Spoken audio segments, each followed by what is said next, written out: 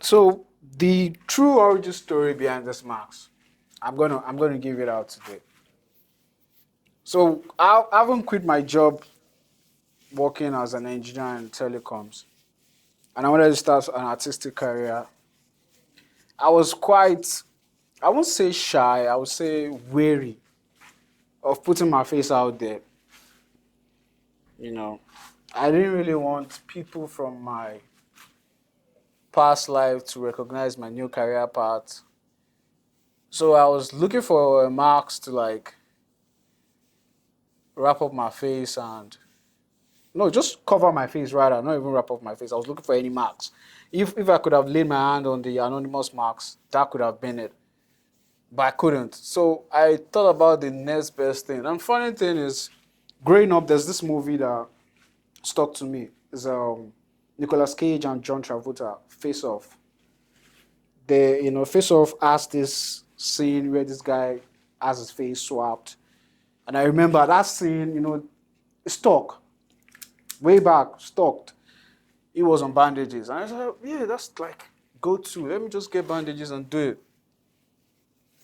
And I did it the first time and I got the reaction I really like. The reaction blew my mind. Like people, they tend to like accept what they didn't understand. I was like, wow, that makes sense. I guess I'll just roll with this. And that was it. This was in 2023. Yeah, 2023. Um, I'll take cultural first. Yeah, that was the first time. 2023. Yeah, I'll take cultural first. That was the first time. They didn't know it was me. Nobody knew it was me. And even on my social media, I don't post myself. I don't post my face. So no one could have connected the dots. Oh, is this dude like so? Only close family members, people that they get to see me when I'm unmasked, then they get to understand, or they come to my studio and they see my paintings depicting me like this, then they get to figure it out. Like, oh, so you're the guy in bandages. Well, if you can't figure it out, you won't know. To me personally, it's a way to connect to my ancestry through storytelling and through tales that we grew up to listen to from the elderly ones. One thing I'm grateful for is I haven't come out with the old Marx identity. I started looking deep into it. And the funny thing is, I was able to trace back my ancestry to ancient Egypt. Now, this is the funny thing that people don't understand. You should understand that looking back at the first civilization, which is Egypt, the population was quite minimal. So people didn't spread out yet. They were all living close to the River Nile. It's over time when people started growing more population, that's when they started spreading out into other regions, exploring other lands. So I was able to like trace it back, like my ancestors actually were Egyptians. They were Egyptians. We're talking about, when I say Egypt, we're talking about Nubia. Don't even look at this New Age Egypt that they are light skinned. No, we're talking about Nubia, the black skinned Egyptians. That's my ancestors. And this piece it's gonna be like a story, a pointer to show that we are still our ancestors are not different from us. We're still the same. I read books a lot. That's one thing. One thing people don't understand is that books are like gateway to hidden information. And each time I study books, I'm able to like decipher hidden codes, hidden timelines, name changes. You're able to like trace it back through the genealogy, timelines, and all. Most of, let me say, the African race, most of us have forgotten so much about our past. And we are not to be blamed. Yeah, we're not to be blamed. We're not to be blamed. I'll blame colonialism because it stripped us of so many things, it stripped us of our identity. But one thing is, most folklore stories, that's why I said it might be fiction, but most of them carry elements of truth. Like, and that's one thing I'm grateful for. Like, spoken words, traditions, word of mouth. That's the way you can remember the past.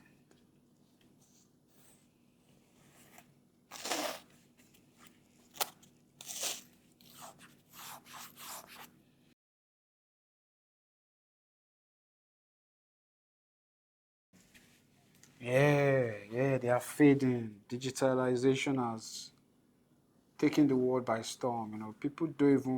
People see traditions or ancient knowledge as archaic, as old, as not cool.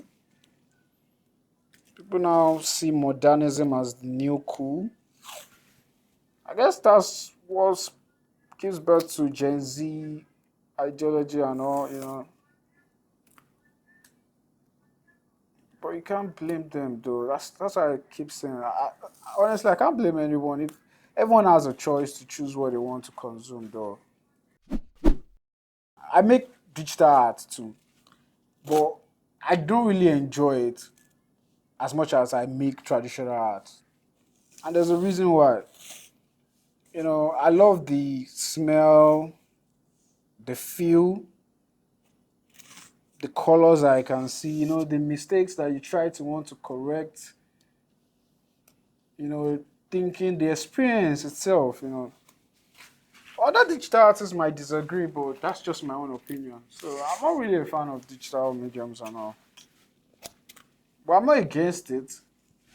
My signature medium is palm oil. I paint with palm oil, and when I paint with palm oil, the smell gives me that nostalgic feeling of growing up as a kid when we eat palm oil made meals, and that smell. It isn't just palm oil and yam or palm oil cooked soup.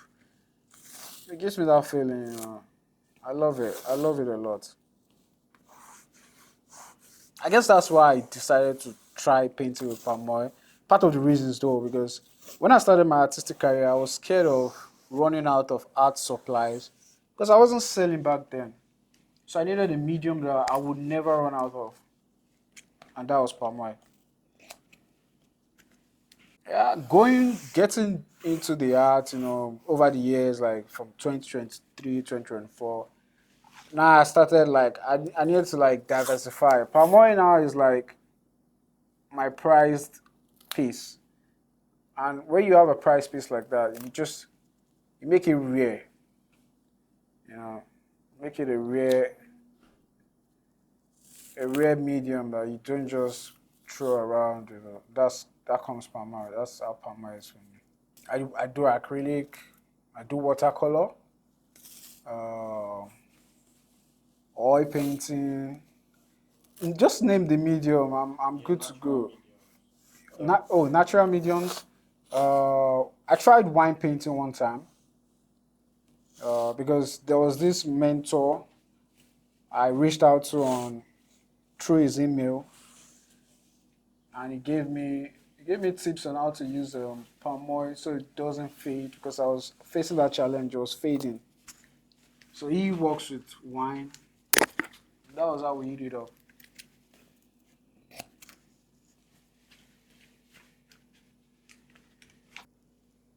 My blending games and folklore. So that's the thing now. Remember I said something about tracing ancestry, right? So what I'm trying to do here is I'm trying to blend the past, which is ancient Egypt, with present Nigeria. And how am I going to do that? I'm going to use the pyramids, connecting it to the River Nile down to River Niger. And I'm going to use characters that we all grew up. The board game Ayolopon is a very common game.